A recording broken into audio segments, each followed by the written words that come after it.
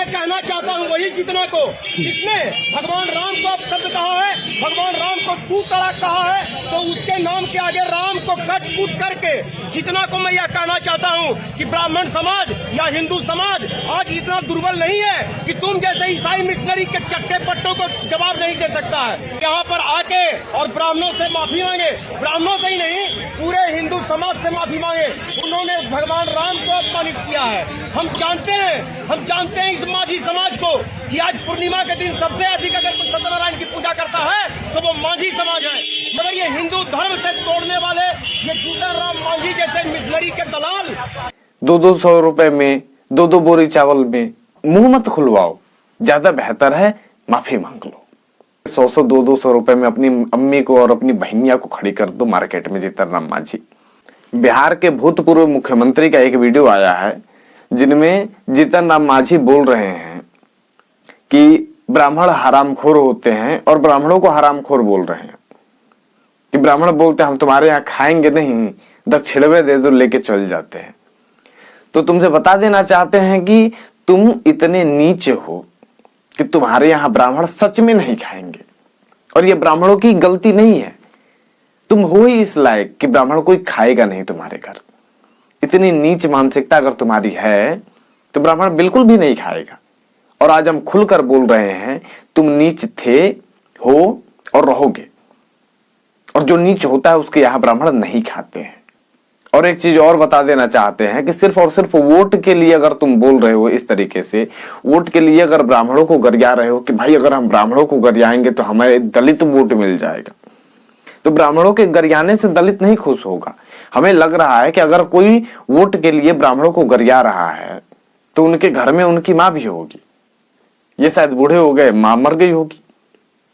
अगर उनके घर में बहन होगी या बेटी होगी, वो शायद अगर खूबसूरत हो, मार्केट में अगर उन्हें खड़ा करेंगे तो वोट ज्यादा मिलेगा। हमारी नजर में जो हमारी पर्सनल ओपिनियन है, जो हमारी सोच है, उससे बता रहे हैं कि अगर मार्केट में उन्हें खड़ा करते हैं तो हमें लग रहा है कि कहीं ज्यादा से ज्यादा वोट मिलेगा, वोट की बिल्कुल कमी नहीं होगी।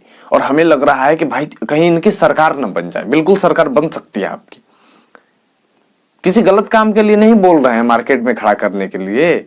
अरे हम आपके जैसे नीच थोड़ी ना हैं जो बोल देंगे कि धंधा करने के लिए अपनी माँ बहनों को खड़े कर दो। हम चुनाव प्रचार के लिए बोल रहे हैं। बहुत से लोग गलत दिशा में ले जा रहे होंगे।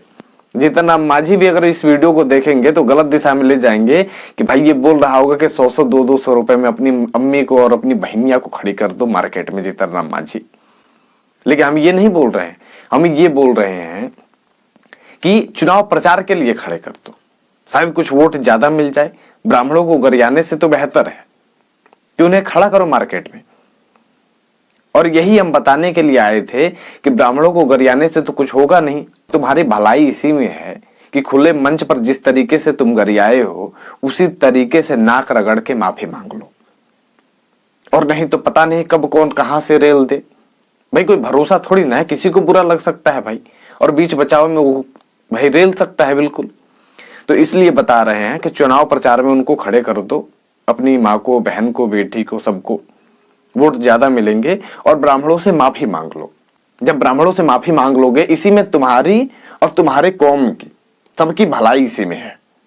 अब तुम्हें बौद्ध धर्म अपनाना हो, अंबेडकर के मार्ग पर चलना हो, पता नहीं किसके मार्ग पर चलना हो, जिसके मार्ग पर चलना हो चलते रहो, हमें कोई फर्क नहीं पड़ता और हमें आवश्यकता भी नहीं है तुम्हारी।